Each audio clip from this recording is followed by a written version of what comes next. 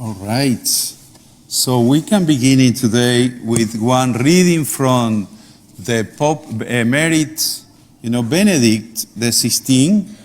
As you know, we have a special moment for the church and for the world when he passed away last week.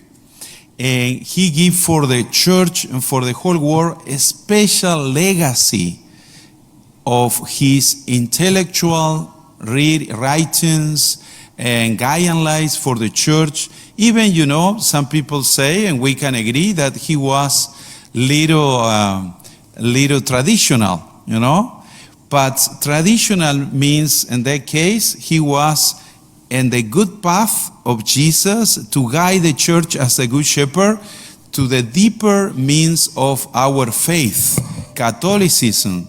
And we want to encourage you and encourage myself, to read and to search what he wrote for the whole church as historic books that he gave for the church, and very deep and simple message for our time. Maybe in the future he will be one doctor of the church. Maybe we cannot see, but he will be. He has many possibilities. So he wrote, "The mystery of Christmas shines on the earth, spreading in concentric circles.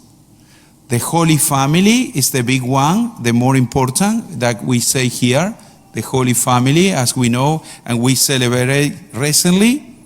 The second circle is the shepherds of Bethlehem, In the last week we have the shepherd here. And the third are the Magi, who are the first fruit of the pagan peoples." So we are celebrating, as you know very well, the Magi, the Epiphany, the manifestation of God. And his revelation, always he wants to say something new for us. What he wants to reveal today to us. Let's see. But the first fruit of the pagan people. What is the mean to be pagan people? What do you think about that? Who are the pagans? And the church before the Vatican II, always the church called pagan. Even in the diary of Saint Faustina, we can say the word pagan. But the church changed the name of pagan and put another one. What is the mean to be pagan? To be superstitious, to be, believer of the nature, the rocks, the energy, all stuff by New Age, Always we have pagan people that believe in another religions, in another stuff, but they don't believe in the true God, the Holy Trinity at least, Pagan people are more and more growing in this time. And we need to know, because we are in this world, that the people that they believe in satanic stuff are growing, especially in Chicago area, the satanic church. And we need to know, because our spiritual battle is important in this time. And the Catechism of the Church in the number 528 said, "The Epiphany is the manifestation of Jesus as Messiah of Israel, Son of God and Savior of the world." Messiah of Israel. For surprise of many, the group of the Jewish people that they are convert are growing and growing and growing. Many are believing more in Jesus as the Messiah. It's one big sign for our time. The great feast of Epiphany celebrates the adoration of Jesus by the wise men, Magi, from the east, together with his baptism in the Jordan and the wedding feast at Cana in Galilee. So what they did, the three men, adoration, keep time in adoration. They want to see the start, to follow the start, and to adore the baby Jesus. Adore the baby Jesus. Adore Jesus as a human being and the same time as God. One person and two nature. And the Magi, representative of the neighboring pagan religions. The gospel see the first fruit of the nation who welcome the good news of salvation through the incarnation. So we can go more close to the mystery of the incarnation in these days. Even, we will finish soon the nativity time or the season, Christmas time. And we can see how the Lord wants to save our life and the nation around the world.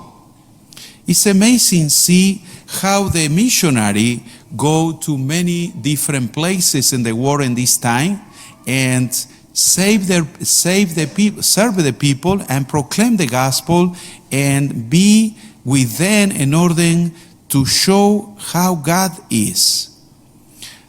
The prophet Isaiah encouraged us today. Arise, shine, for your light has come, to the glory of the Lord has dawned upon you. So we can receive this kind of experience, the shine of our God, the shine, the light, in order to be enlightened with Him, with His grace, with His power and merciful manner, and at the same time to share what we are receiving. The light the prophet has seen is the start, which the three wise men see in the east. Like many other men in that time, many people were seeing the star too. But what is the difference? The Magi discover its meaning. Others consider it as something admirable, amazing, but that does not affect them in their life. And so they do not react. The three wise men realize that the fact that with the start, God is sending them an important message for which it is worthwhile living comfort and safety to take on the risk of an uncertain journey. The hope of finding the King leads them to follow the stars, which the prophet had spoken of and which the people of Israel had been waiting for centuries. So they want to follow, they are pilgrimage. They want to walk. They want to go, to the adventure of faith. They don't want to be comfort in the place or be, calm, all is fine. I saw the start, beautiful start. I want to investigate. No, they want to move it. They arrive already in Jerusalem, the capital city of the Jews. They are sure that they will be shown where the King has been born. Indeed, they will be told, in Bethlehem of Judea, for thus it has been written through the prophets. The news of the arrival of the Magi and their inquiry spread around Jerusalem in a very short time.